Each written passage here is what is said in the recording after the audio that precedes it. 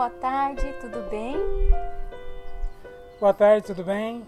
Espero que vocês estejam aí tudo bem, porque hoje nós estamos aqui, estou com o Valdomiro Polidório, do canal Sementes da Verdade, editora Sementes da Verdade. Para quem não sabe, o Valdomiro é casado com a minha mãe, então ele é meu pai do coração. E nós estamos aqui hoje para conversar sobre o tema dos temas. Nós vamos usar aqui como nosso auxiliar o livro Verbo se fez carne. E sim, nós vamos falar de Jesus. É realmente o tema. Vamos falar sobre a cristologia, a natureza que Jesus assumiu enquanto esteve aqui nessa terra, a natureza humana de Jesus. E por que isso é importante? Vamos falar alguns assuntos e eu tenho certeza que você vai gostar e vai aprender algumas coisas também. Nós gostaríamos de começar falando a cristologia, ou seja, o estudo que fala sobre Cristo, ele precisa estar todo centrado na Bíblia. Sim. Não é verdade? Com certeza. Ele precisa estar todo baseado na palavra de Deus. E nós temos muitos textos das Escrituras que foram empregados tanto pela irmã White quanto pelos nossos pioneiros. Uhum. Textos bíblicos que eles usavam para se referir justamente à natureza humana de Cristo. Nós temos ali um texto, acho que é o texto mais utilizado pela irmã White, pelos pioneiros. Qual é, Miro? Então, tem um texto aqui maravilhoso, que é o primeiro texto que a gente vai abordar aqui das Escrituras Sagradas. Romanos 8:3. Muito conhecido por todos nós, né? Sim. Que é: Deus, enviando o seu Filho em semelhança da carne do pecado, pelo pecado, condenou o pecado na carne. A gente lê tanto esse texto e olha, se você for fazer uma pesquisa no aplicativo White de Romanos 8:3, você vai ver quantas vezes foi citado esse texto bíblico. Uhum. Como será que a irmã White entendeu esse texto? Como será que os pioneiros entenderam esse texto? Como que eles entendiam, por exemplo, a parte que diz aqui, em semelhança da carne pecaminosa? Como que eles entendiam isso?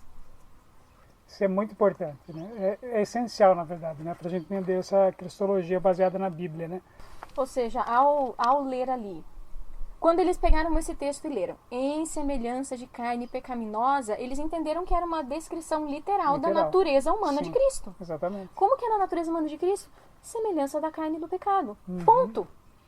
E a questão da palavra semelhança, eles criam que ela foi utilizada nesse mesmo sentido de Filipenses 2:7, que é tornando-se em semelhança de homens. Era uma semelhança completa. A única diferença, então, era que ele não se envolveu com o pecado enquanto nós sim. Exatamente. Então, é importante isso daí porque, na verdade, assim, uma interpretação errônea ou superficial ou por falta de estudos pode dizer assim, não, semelhança não é igualdade, não é? Mas não é uma semelhança superficial, é mais profunda, né? Não é só que ele sentia frio, calor, fome. Ou seja, eles entendiam que essa palavra semelhante era o mesmo de Filipenses 2:7, semelhança de homens. Semelhança ele foi de parecido homens. com um homem, mas ele não foi um homem? Não, todo mundo crê que ele foi verdadeiramente um homem. Então, quando diz semelhança da carne do pecado, era parecido, era só... Não, era realmente a carne do pecado. Então, era dessa forma que eles entendiam esse texto. Agora, essa segunda parte do texto, condenou o pecado na carne. Como que eles entendiam essa frase? Condenou o pecado na carne. Você gostaria de comentar, Valdomiro? Então, olha só, citando uma parte, eles entenderam que a frase condenou o pecado na carne significa o quê? Significa que Cristo viveu uma vida sem pecado, em uma carne pecaminosa, para demonstrar que o homem, ao manter a mesma fé, confiança e dependência em Deus, olha só, dependência em Deus, que Cristo também manteve essa dependência. Confiança, a mesma dependência que Cristo manteve, O que pode você acontecer? pode manter, eu posso manter, E o que pode acontecer, Carol? nós podemos fazer o mesmo. Se Cristo, ele foi vencedor, confiando em Deus, essa dependência, tudo que Cristo viveu, isso significa então que nós teremos êxito em fazer a mesma coisa. Como? Dependência total de Deus, dependência completa de Deus. Então foi para isso, para demonstrar para o homem que se você for dependente completamente de Deus, você também pode ter esse mesmo êxito. Eles também empregaram outros textos para falar sobre como que eles entendiam a natureza humana de Cristo, eles utilizavam alguns textos. Então, o primeiro, que é o mais utilizado, foi Romanos 8:3. Mas tem outros também. Romanos 1:3. Olha, dizendo assim, nasceu da descendência de Davi segundo a carne. Interessante isso. Quem é a descendência de Davi? Como eu e você. E ele nasceu da descendência de Davi, segundo a carne. Então, isso é importante a gente entender. Importantíssimo. Né? É verdade. Segundo a carne. Outro texto que ele utiliza ali, Hebreus 2:11. 2:11 que a gente conhece muito bem, né? Porque assim o que santifica como os que são santificados são todos de um, porque por cuja causa não se vergonha de chamá-los ou nos chamar irmãos. Olha só, que interessante isso. Isso para eles também, para irmão White e para os pioneiros, era um texto extremamente importante. Sim. Ele não se envergonha de chamar você e eu, De irmãos. seres humanos com natureza pecaminosa, de irmãos. Por quê? Porque ele também teve uma natureza como a sua e como a minha. Exatamente. Então eles entendiam esse texto dessa forma. Isso é interessante para nós. Sim. Outro texto que eles utilizavam ali, Hebreus 2:14, dizendo que ele participou das mesmas coisas. Se os filhos participam da carne e do sangue, eu participo da carne. O que eu herdo do meu pai e da minha mãe? O que você herdou do seu pai e da sua mãe? Ele também herdou. São as mesmas coisas. Outro texto, próximo, Valdomiro. Então, Hebreus 2:16, que ele tomou a descendência de Abraão. Descendência de Abraão. Qual é a descendência de Abraão? É a descendência de anjo, celestial, com seres diferentes de nós? Não, Abraão é um homem como nós. E a sua descendência eram homens como nós. A gente fala homens, é claro, envolve homens e mulheres. Um ser humano, normal, como todos nós, né? Não é verdade? É verdade. Muito importante esse verso, Hebreus 2:16. Então ele não tomou sobre si os anjos. Ele tomou sobre ele você e eu. Homens, né? Como eu e como você. A descendência de Abraão. Exatamente. O outro texto, Hebreus 2:17. Isso é importante. Por isso convinha que em tudo fosse semelhante aos irmãos. Em tudo. O que é tudo? Tudo é tudo. É 100%, não é 99,9%. É que o foco às vezes fica na palavra semelhante. Não, semelhante, espera um pouquinho. Semelhante é diferente. Desde quando semelhante é diferente? Aqui disse em tudo. Pronto, então eles também utilizavam muito esse texto. Então essas passagens bíblicas, elas foram consideradas como texto-chave para a interpretação correta, para compreender corretamente as palavras de João, que é o título do livro, e o verbo se fez carne. Que significa isso, o verbo se fez carne? Então eles usavam esses textos para explicar que tipo de carne que Jesus tinha vindo. Não se envergonhe de chamar irmãos, tomou sobre si a descendência de Abraão, em tudo semelhante aos irmãos. Então eles usavam esses textos para entender o que é que João estava querendo dizer ao escrever o verbo se fez carne. Que interessante, cada vez que a gente ler agora esse texto bíblico e o verbo se fez carne e habitou entre nós, você vai entender o que é que está querendo dizer esse texto. Então é um texto importante. Exatamente. Por exemplo, os nossos pioneiros, eles viram a escada de Jacó Isso. como aquela escada de Jacó, do sonho de Jacó, eles viram como um símbolo da natureza caída que Jesus adquiriu, que Jesus se vestiu, que ele assumiu quando ele esteve aqui nessa terra. E eu queria ir lá para a página 88, Sim. porque aqui tem um texto importante. Escrito pela pena inspirada a respeito dessa questão da escada. Sim. É aqui, ó. Na página 88. Você gostaria de ler para nós? Sim. O que é a escada de Jacó? Quem é a escada de Jacó? Vocês já pararam para pensar nisso? Olha só que interessante o que diz aqui na página 88. Cristo é a escada que Jacó viu, tendo a base na terra. O que significa isso? Se aquela escada houvesse deixado de chegar à terra, Cristo, por um único degrau que fosse, teríamos ficado perdidos. Mas Cristo nos alcança onde nos achamos.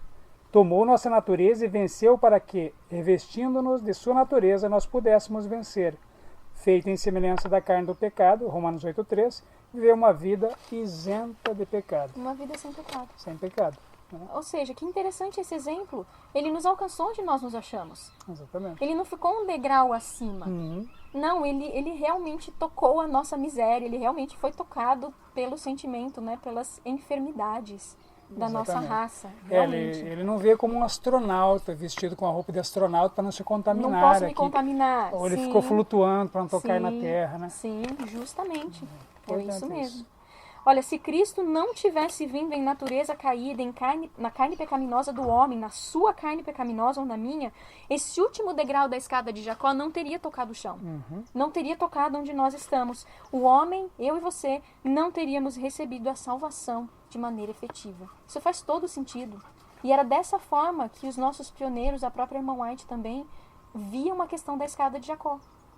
Então, um outro ponto das Escrituras que quando você lê, você vai entender melhor o que significa. Sim, Cristo alcançou o fundo do poço, aonde eu estou, aonde você está, para mostrar para nós que é possível nós sermos salvos. É possível sermos vitoriosos. Como? Da mesma forma que foi para ele. Completa dependência, total ligação com o Pai. Total ligação. Tudo posso naquele que me fortalece, que a gente sabe, mas tem outros versos importantes. Por exemplo, eu de mim nada posso, Jesus falou, e depois mais à frente ele fala, sem mim nada podeis fazer. Então uma coisa está ligada à outra. Sim, né? é verdade. E se ele não podia fazer nada, ele falou, eu de mim nada posso, essa dependência total do Pai significa o quê? Que ele veio como nós, e nós também não podemos fazer nada sem Jesus. Sim. Então são duas coisas já totalmente conectadas. O ramo conectado na videira. Sim. Se não estiver conectado, não tem como fazer nada. Não tem como fazer nada. E se formos fazer alguma coisa, ou se fazemos alguma coisa, é trapo de imundícia, que são as nossas obras que não valem nada. Na verdade, não são obras de Cristo. Sim, é verdade. Precisamos mesmo de Jesus Cristo o tempo todo. Essa dependência. Dependência total. União, permanência. Permanência total, constante. Permanecer em Cristo. É verdade. A irmã White também usa esse simbolismo da serpente de bronze para explicar como se fosse assim, uma representação da carne pecaminosa que Cristo assumiu. A gente pode ir para a página 94 e ver um comentário da irmã White a esse respeito. Sim. A página 94. Que símbolo estranho para Cristo, na verdade? Uma serpente. É um símbolo muito estranho. E ela escreve sobre isso, ali na carta 55. Aqui E diz assim, ó, que estranho símbolo de Cristo era aquela imagem das serpentes que os picavam. Este símbolo foi suspenso em uma haste, e eles deviam olhar para ele e ser curados. E olha só, que lindo, que maravilhoso. Assim foi Jesus feito em semelhança de carne pecaminosa. Olha só. Era uma representação da natureza humana de Cristo. Natureza humana de Cristo. Né? Uma outra coisa que eu achei interessante que o livro traz aqui, que está na página 147. Vai lá na página 147, se você tem o livro, você pode achar essa citação também, que é o desejado de todas as nações, no meio da página. Um texto curtinho ali. Então, olha só que interessante, aqui, ó. Desejado de todas as nações, páginas 174 e 175, um texto curto. Como a imagem feita à semelhança das serpentes destruidoras era erguida para a cura deles, assim alguém nascido em semelhança da carne do pecado havia de lhe ser redentor. Olha só, tá vendo? Maravilhoso. Então essa simbologia da natureza humana de Cristo. É uma simbologia da natureza dele. É uma representação da carne pecaminosa que Jesus Cristo assumiu em sua encarnação. Sim. Uma outra coisa que a irmã White diz é que assim como as mãos de Jesus, quando tocaram naquele leproso, não recebeu contaminação, da mesma forma Cristo Jesus, quando veio aqui e se revestiu da nossa humanidade, ele também não pecou. Mas ele verdadeiramente tocou a nossa imundícia, sabe? Ele realmente veio aonde nós estamos. E isso é uma representação importante, porque Jesus tocou na carne de um leproso. E ele não recebeu contaminação vindo nessa terra como um ser humano. Embora ele tenha tocado, sim, a nossa contaminação, ele não recebeu, ele não se contaminou, ele não pecou. Não pecou. Não pecou.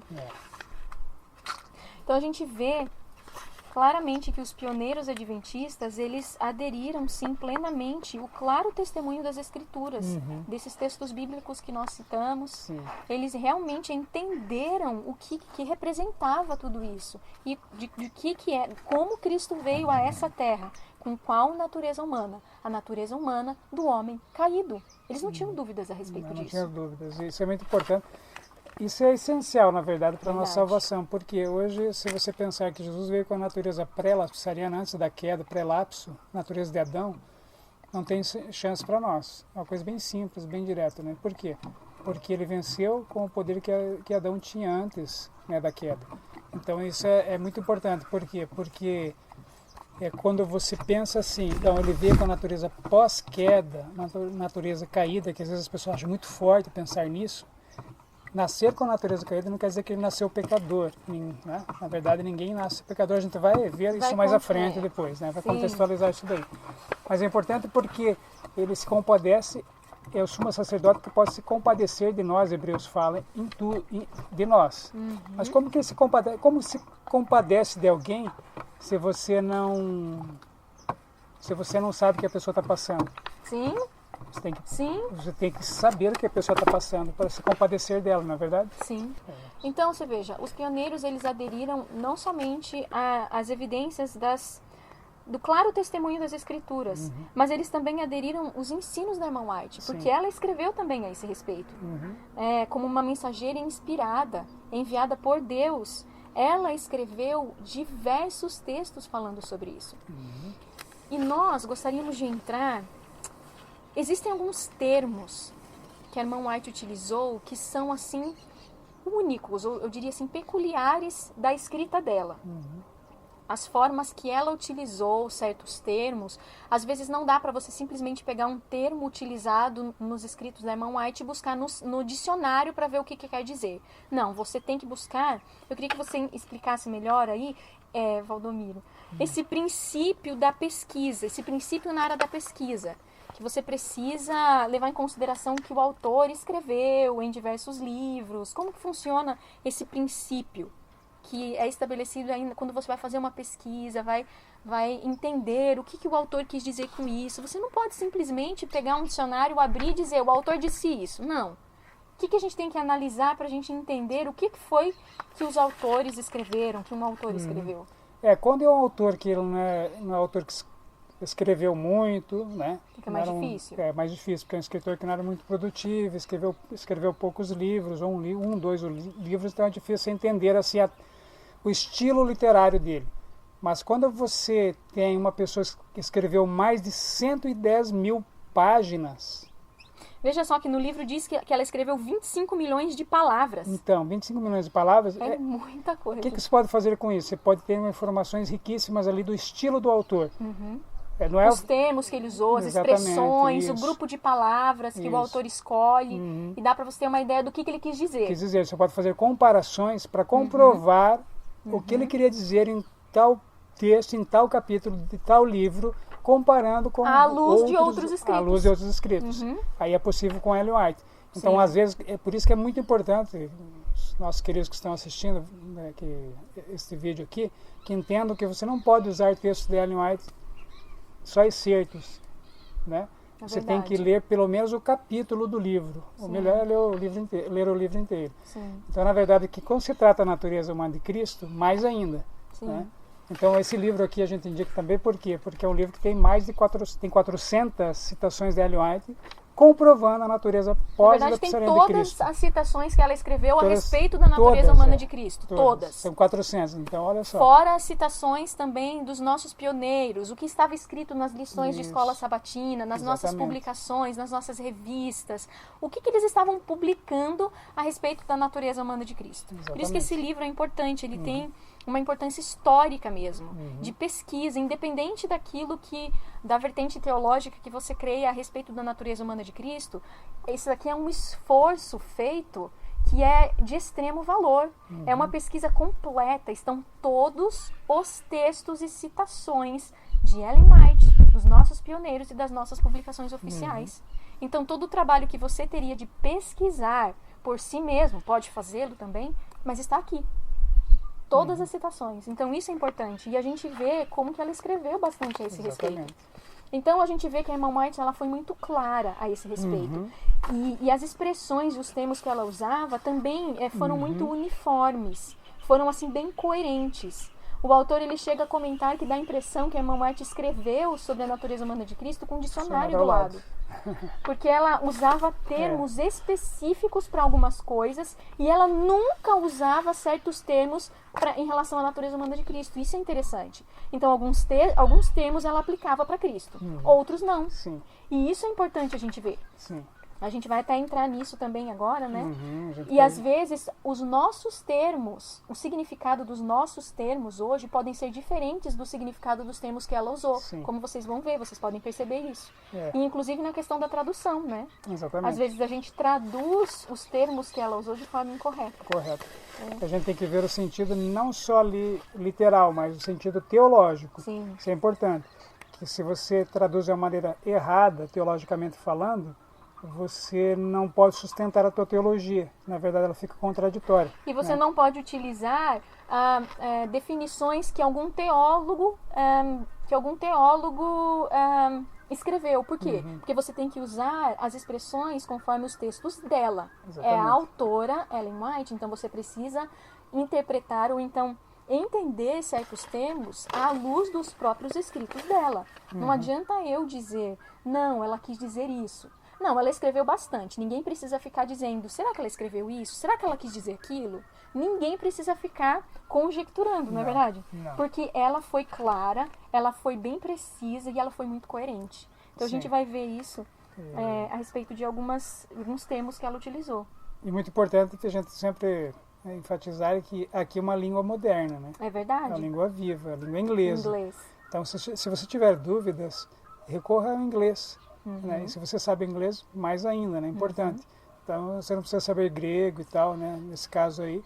Sim. E mesmo que se tiver alguma dúvida em relação à Bíblia, a gente pode indicar depois no final aí uma tradução muito boa da Bíblia, Sim, né, também. pode, com certeza, com certeza. Então, nós vamos deixar que Ellen White fale, que ela se explique o seu próprio modo de falar e os seus termos, conforme ela utilizou, não vamos forçar uma interpretação. Tá? Nós vamos deixar que ela mesma interprete as próprias palavras. É isso que nós vamos fazer agora.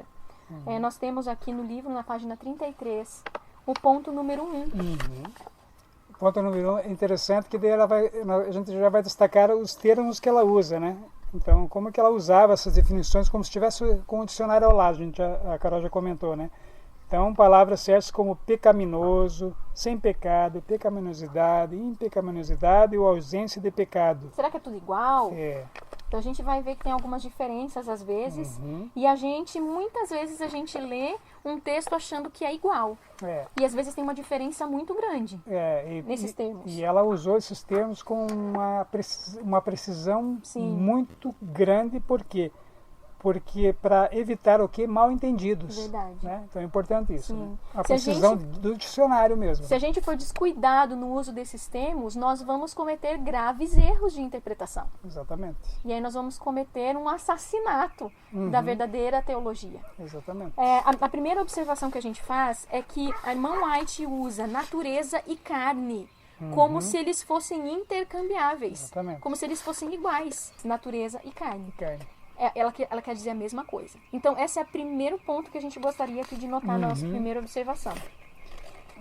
Aí você tem uma citação já ali na página seguinte, né, Carol? Signs of Times, que aí tem o que ali, ó. Ele tomou sobre si nossa natureza pecaminosa. É uma afirmação ali. Sim. Mas o que é pecaminosa? É pecadora? A gente vai ver na sequência, né? Aí aqui tá... É verdade. É verdade, a gente vai ver isso daí. Olha só, ele tomou sobre si nossa natureza pecaminosa. Em outro texto ela diz, ele tomou sobre si a semelhança da carne pecaminosa, natureza e carne, intercambiável. Então é a mesma coisa. Sim. Então essa é a primeira coisa que a gente gostaria de notar.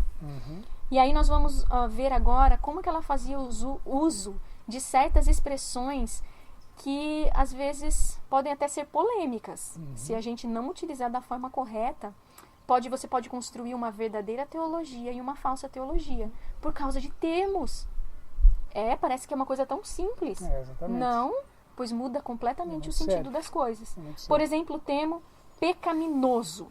Pecaminoso. Sinful. Como que a gente vai definir isso? Então é importante aqui que o livro já traz uma explicação rapidinha aqui, na primeira frase já do segundo parágrafo, página 34, diz assim: um dos significados para o sufixo oso apresentados nos dicionários é a ideia de ter uma tendência a algo.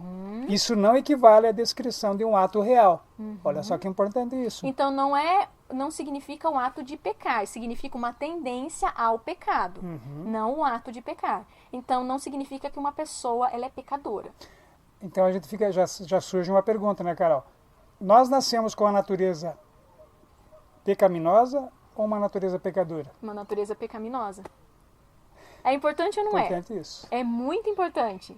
Se nascêssemos com a natureza pecadora, seria pecado original. Verdade. E nós, adventistas do sétimo dia, sabemos que pecado original não existe. Não é bíblico. Não né? é bíblico, não tem fundamentação bíblica, nem no Espírito de Profecia, na Palavra de Deus em geral, né? Então, uma natureza pecaminosa é ter uma tendência para o pecado, que descreve exatamente a natureza que você tem. A natureza que eu tenho, sim. Como seres humanos caídos, nós vivemos com uma natureza pecaminosa.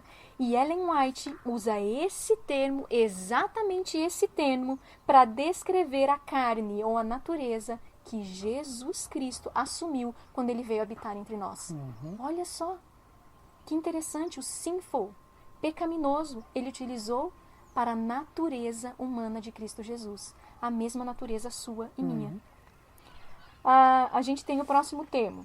Então, o próximo termo aqui que é importantíssimo, impecabilidade. Significa o que é impecabilidade, né? Sinless. Sinless. O que é impecabilidade, então? É importante a gente pensar sobre isso.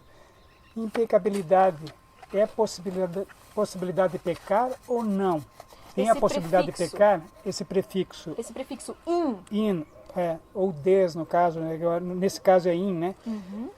Significa o quê? Ó, não tem capacidade para algo. Incapacidade de fazer algo. Justamente. Então, quer dizer, existe, no nosso caso, existe impecabilidade? Não, porque nós podemos cair, já caímos e podemos cair novamente, né? Existe, ou seja, impecabilidade é assim, não peca, não tem a capacidade de pecar, isso. Sem possibilidade. Isso, sem a possibilidade de cair em tentação e de pecar. Isso. Existe isso em nós, em mim, em você? Não. E existia isso em Cristo? Existia em Adão? Não existia porque ele caiu. Não existia. E nos anjos, no céu? Não existia. Também não. Caiu. E em Jesus, quando veio aqui a essa terra? Não. Não existia nele. Ele realmente foi. Ele nunca pecou. Nunca pecou. Mas ele poderia ter pecado. Poderia ter pecado. Ele realmente foi tentado. E ele poderia ter caído em tentação. Sim, porque não teria sentido ser ser tentado em tudo como nós, sem a possibilidade de pecar. Sim. Então não seria tentação. Porque se você é tentado e não pode cair, a tentação não tem sentido. Por que o inimigo vai tentar você? Por que ele ia perder tempo tentando a gente? Sim. Não ia pecar, é impossível. Sim, impossível. E por que ele tentou tanto Jesus como no deserto da tentação, por exemplo? Se era impossível. Se era impossível Jesus cair. É porque tem pessoas que realmente creem que Jesus ele não foi tentado, ele não poderia cair mesmo em tentação. Então, a irmã White, ela repetidamente disse, várias vezes ela disse, Cristo não pecou. Mas ela nunca usou o termo que havia impecabilidade nele. Isso. Ela nunca usou esse termo sinless para a natureza humana de Cristo. Ela nunca utilizou. Importante que você falou, e também tem pessoas que eu já ouvi falar isso é sério, que Jesus lá no deserto da tentação foi um teatro. Você está vendo? Mas olha só a frase aqui do pastor Ralph Larson, PhD em teologia, um estudioso profundo, intelectual na área. Maravilhoso isso daqui, ó. Aqui no item B, né, de impecabilidade. Na última frase, Ellen White, né, acreditava que suas tentações, as de Cristo, eram reais e que ele poderia ter pecado. Sim. Então as tentações foram reais, não era teatro. Não era. Aí a gente entra no ponto C. Um outro termo que a irmã White utilizou com precisão. O termo sinfulness, que é pecaminosidade ou malignidade. Aí já é diferente de pecaminoso. Pecaminoso é uma tendência para. Pecaminosidade é um estado ou propriedade do ser que já provém de pecar. A pessoa já pecou. Importante isso que se refere a nós. Sim. Mas não a Cristo. É verdade, isso é verdade. Ela nunca usou esse termo aqui para definir a natureza humana de Cristo. A nossa, sim. Porque nós pecamos. Então, nós temos essa propriedade do ser, porque nós já caímos em tentação. Então, isso vai além de uma tendência para o pecado. Isso é uma tendência do pecado que já foi cometido. Já é uma tendência má. Cristo não teve a tendência má, mas ele ele teve a tendência para o pecado, para o mal. Ter tendência para o mal não é pecado. Nós já temos a tendência para o pecado e a tendência do pecado, porque nós já caímos em tentação. Exatamente. Então isso é importante. A pecaminosidade nunca foi usada para Cristo. Não. É. Assim como a impecabilidade também nunca foi usada para a natureza humana de Cristo. Não. Portanto, isso daqui, né? Então ela não equipara, não é a mesma coisa. Não. Pecaminoso com pecaminosidade. Não. Aqui é importante você entender que às vezes é traduzido como uma mesma coisa. O sinful e o sinfulness. Às vezes é traduzido como a mesma coisa. É. E não é, são termos diferentes. São termos A diferentes. gente pelo menos a gente precisa pelo menos olhar o termo e ver, não, mas eles são diferentes. Sinful, sinfulness, tem diferença. Tem diferença. Pode ter sido traduzido para o português numa mesma expressão, mas não é a mesma É a coisa. mesma coisa. Aí entra a questão de você comparar os textos de Ellen White, né? Confrontar os textos, confrontar os conhecimentos ali que você tem de Ellen White, do Espírito de Profecia. Jesus Cristo, ele teve uma natureza pecaminosa, mas não havia pecaminosidade nele. É. Era isso. Sim. Em resumo, é isso. Então, Próximo termo. o próximo B. termo, impecaminosidade. Olha só. Impecaminosidade ou ausência do pecado, estado ou propriedade do ser que provém de não pecar. Esse é o de Cristo. Esse é de Cristo, porque ele não pecou. Nunca Então pecou. esse ela usou para Cristo, Sim. que é o termo sinlessness. Esse Exatamente. termo a irmã White usou para Cristo. Ela não hesitou em nenhum momento em aplicar esse termo impecaminosidade a Cristo. Então, o estado de impecaminosidade numa natureza pecaminosa, você prestou atenção nisso? O estado de impecaminosidade numa natureza pecaminosa era uma possibilidade real e prática. Cristo mostrou. Cristo mostrou isso. E se a gente for lá, por exemplo, Signs of Times, ali tem uma citação, né, 23 de julho de 1902, olha só que importante. Isso é importante. Todos os que pela fé obedecem aos mandamentos de Deus atingirão a condição de impecaminosidade em que Adão vivia antes de sua transgressão. Uau! Porque não era impecabilidade, lembram? É verdade. Porque ele podia cair, tanto que ele caiu, mas era impecaminosidade. Impecaminosidade. Então nós podemos e aí tem atingir. que ser visto em mim e você. Pois é, que coisa maravilhosa nós podemos atingir, mas diz aqui, pela fé obedece aos mandamentos de Deus, pela fé em pela Cristo, fé. pela fé de Cristo. Fé, lembra da fé? A questão que guarda os mandamentos de Deus tem a fé de Jesus que nos dá a vitória. Então, ausência de pecado numa natureza pecaminosa. Isso foi Jesus Cristo e isso é possível para mim e para você. Com certeza. Louvado seja Deus. Louvado seja Deus por isso. Então isso é importante para a gente entender que pecaminoso é diferente de pecaminosidade. E impecabilidade é diferente de impecaminosidade.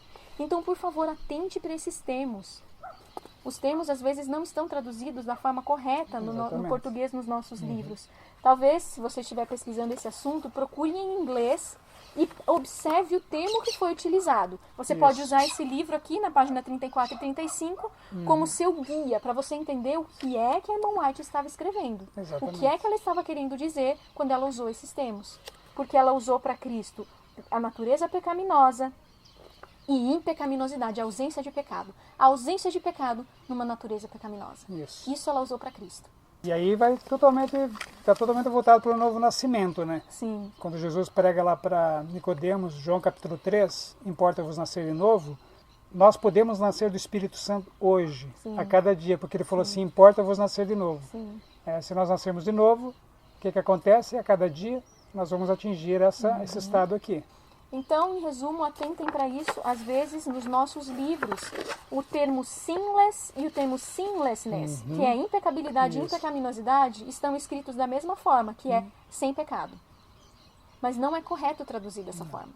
Você precisa entender que são palavras diferentes, são termos diferentes. Todos precisam concordar que o termo é diferente, está escrito diferente. Claro, e todos aqui acreditam que Ellen White foi inspirado pelo mesmo Espírito que inspirou Isaías, Abacuque, Naum, todos os profetas, todos os escritores da Bíblia, não é verdade? Então, se ela foi inspirada pelo mesmo Espírito, Deus não se contradiz. Nunca. Então, se você começa a traduzir de uma maneira diferente o senselessness, você está fazendo o quê? Você está criando uma contradição na palavra de Deus, que não existe. Deus não se contradiz. Justamente. Aí, por isso que as pessoas, às vezes, Valdomiro, elas pegam textos da irmã White e eles dizem assim, não dá para ler, porque uma hora ela fala uma coisa, uma hora ela fala outra. Não, foi a tradução a tradução está te confundindo. Se você procurar os termos, você não ficará confundido. Não ficará. Você não vai ter a impressão de que ela se contradisse, porque ela não faz isso. Por quê? Porque é inspirada pelo Espírito Santo. Deus não se contradiz. Você fala senseless. Já é diferente, né? A gente tem que concordar que é diferente. E pecaminosidade e pecaminoso e pecaminosidade não é diferente no português mesmo. No inglês já é diferente também, porque senselessness. Ó, diferente. Teve diferente. Um acréscimo na palavra. Sim. Como que ia ser a mesma tradução? Não Mesma coisa foi pecaminoso e pecaminosidade. Impecabilidade, impecaminosidade. É diferente. É diferente. Só que aqui no livro traz a tradução correta. É que às vezes, nos nossos livros, a tradução está igual, sem pecado, para os dois termos, por exemplo. Exatamente. E aí acabam surgindo grandes confusões, inclusive teológicas, talvez. Esse é um dos motivos que hoje estejamos, talvez, nessa controvérsia, né? Que vem se arrastando essa controvérsia. Porque se você lê os termos, a controvérsia é encerrada. Exatamente. Não é? É importante a gente pensar que essa controvérsia é uma luta contra... não é contra carne e sangue, né? É contra potestades, né? Principados, né? Regiões celestiais. Então aqui a gente está falando uma questão aqui, por que se estende tanto isso, né? Por que os nossos pioneiros acreditavam e se fundamentavam nisso, né? Os estudos deles também, estudos da escola escola sabatina, né? Aquele estudo que eles tinham que faziam também em casa, nos Estados Unidos, era um estudo muito importante. Eles sempre afirmavam que Jesus veio com a natureza pós-lapsariana, pós-queda, caída, e de repente muda isso. Esse é um outro estudo, outra questão, mas envolve justamente que o inimigo não quer que a gente acredite nisso, porque se você acredita nisso, não tem possibilidade para você vencer. Porque você não pode chegar no final, mas Deus é mentiroso? Não, Deus não é mentiroso, o inimigo é mentiroso. Você chega no final, Deus apresenta o povo e fala, aqui estão os que guardam os mandamentos de Deus. Como assim? Como que eu consigo guardar os mandamentos de Deus? O inimigo falou que não consegue. Eu tenho uma natureza pecaminosa, eu não posso guardar os Jesus mandamentos de Deus. Jesus usou o poder dele. Mas quando a gente entende justamente essas questões dos termos, a gente percebe como que a irmã White descreveu natureza pecaminosa e sem pecado. Exatamente. Você pode ter a natureza pecaminosa, mas você pode viver acima das tentações. Exatamente. Não precisa haver pecaminosidade em você. Com natureza pecaminosa, terá ausência de pecado. Pelo poder de Deus, pela ação do Espírito Santo na sua vida, permanecendo unido, ligado a Cristo Jesus. É simples. Tem alguns outros termos que a irmã White utiliza, que ela diz, por exemplo, algumas coisas importantes que ela utiliza é que a nossa natureza, o ponto 7, a nossa natureza não é uma desculpa por pecado. Ela diz assim, não diga, não diga. É a minha natureza agir assim. Eu não consigo fazer de outro modo. Eu herdei fraquezas que me deixam sem forças para lutar diante da tentação. Então ela disse, não diga, não é desculpa para o pecado. Muitos dizem, porém, que Jesus não era como nós, que ele não era como nós somos no mundo, que era divino e que não podemos vencer como ele venceu. E ela então passa a citar vários textos bíblicos para refutar esse erro. Interessante. Você gostaria de ler o ponto 8? É interessante, tentação. Ser tentado é pecado? Não, né? Claro. Né? Então é importante isso daqui. Tentação não é uma parte da natureza humana que não se possa vencer. Não se possa vencer, nós podemos vencer. Ela cita, tem uma citação aqui, no Espírito de Profecia. Devemos nos apropriar dessas promessas para que possamos vencer a descrença e obter a vitória sobre toda a tentação do inimigo. Uau, que coisa maravilhosa. Toda a tentação, nós podemos vencer como Jesus venceu. Né? E Deus nos provará constantemente até que vençamos nossas tentações ou estejamos completamente entregues à nossa rebelião e obstinação. Interessante. Ou é uma coisa ou é outra. Ou é uma coisa ou ou outra. Vencemos as nossas tentações, ou então nós seremos entregues à nossa rebelião e obstinação. Exatamente. Ou uma coisa, qual vai ser para nós? Qual vai ser para você? Exatamente. Temos uma decisão a tomar. E olha, queridos que estão assistindo, meus amados, importante a gente pensar que tem vindo à minha mente ultimamente, sabe o que é? Aquele verso quando Jesus fala assim para Caim, no início da Bíblia. O pecado jaz à sua porta. Cabe a mim, Deus fala, dominá-lo? Não, cabe a ti dominá-lo. Uau! Então, se nós formos obstinados, não vamos vencer. Não é possível não. Quando a gente fala que não é possível, a gente está advogando para quem? Para o diabo, para o inimigo. É incredulidade no poder de Deus. Ah não, o Senhor ressuscitou mortos, fez cego de nascença ver, paralítico andar, agora me livrar do pecado o Senhor não consegue. Mas é Deus. Eu vou me irritar, por exemplo. Vem na hora eu vou me irritar. Eu escolho não me irritar com o poder de Jesus, de Cristo, que Ele já deu. Eu que escolho. Qualquer outro pecado. A palavra de Deus diz, sujeitai-vos a Deus, resistir ao diabo e ele fugirá de vós. Então toda alma que está sujeita a Cristo e toma uma decisão, tomar o escape quando é tentado, a vitória já foi ganha. Já foi ganha. Porque é o escape de Cristo que Ele preparou para você, no poder dEle, que Ele lhe concedeu de escolha. E então Ele fortalece, inclusive, essa escolha e Ele dá o poder para a vitória. É pronto. Exatamente. E a irmã White fala que quando você vence a tentação, eu sempre gosto de enfatizar pelo poder de Jesus, fé de Jesus, você se torna mais forte. E mais forte, e mais forte, e mais forte. E a gente cai muito naquela questão, né, de que a santificação é para uma vida inteira. É para uma vida inteira. Então eu vou esperar, você santa amanhã. Você pode morrer agora. Morrer perdido. Uma vida inteira, qual é a tua vida inteira? É hoje. A tua vida termina hoje. Começa a vida amanhã de novo. Então a cada dia você tem que ver. Então essa que é a vida inteira. A obra todos de uma os vida dias. inteira quer dizer que ela dura, ela vai permanecendo pela vida inteira. Não é que ela precisa de uma vida inteira para ser alcançada. Não, você alcança hoje e amanhã e depois também, e a vida inteira. E nascendo todo dia novamente. E aí a gente vai o quê? Crescendo e amadurecendo. Crescendo. Então uma natureza caída herdada não é uma desculpa para o pecado. Eu herdei isso do meu pai, eu sou irritado porque meu pai é. Não. Então tem uma citação muito importante aqui. Há muitos que em seu coração murmuram contra Deus. Dizem eles, herdamos a natureza caída de Adão e não somos responsáveis por nossas deficiências naturais. Encontram falha nos preceitos dados por Deus e se queixam de que ele exige o que não tem forças para fazer. Satanás queixou-se da mesma forma no céu, mas tais pensamentos desonram a Deus. Tá vendo? Não adianta, não tem desculpas. Gostaria de citar também um outro ponto, nós não vamos citar todos, aqui tem 18 pontos e nós vamos citar somente 7. Sim. Então, o outro ponto que eu gostaria de citar é sobre Cristo, o segundo Adão. As pessoas costumam usar essa analogia feita na Bíblia, do primeiro Adão e o segundo Adão, para provar a questão da natureza humana de Cristo. Se ele foi o segundo Adão, logo ele tinha uma natureza como a do primeiro lá no Éden. Não. Essa comparação não diz respeito à natureza, essa comparação diz respeito à tentação. Então, se você for observar, fala sobre tentação, não fala sobre natureza. É importante você notar isso. Sim. E depois, o último ponto, a gente entra num assunto que a gente só vai comentar rapidamente agora e a gente vai deixar para entrar mais profundamente nele no próximo vídeo. Sim. Ok. Sobre as paixões e propensões. Interessante, porque são certos termos que não existem na Bíblia. Eles são do espírito de profecia. Exatamente. Então, no próximo vídeo, nós vamos falar sobre as propensões e as paixões.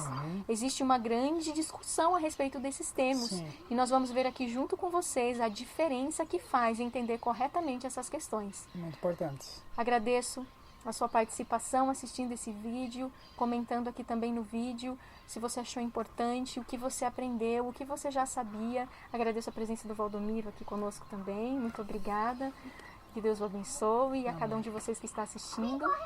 Prazer foi meu de participar aqui no canal Lembra-te, e que Deus abençoe vocês, a leitura, os estudos de vocês sobre esse tema importantíssimo para a nossa salvação. Não se esqueçam disso. Amém. Deus o abençoe. Deus abençoe.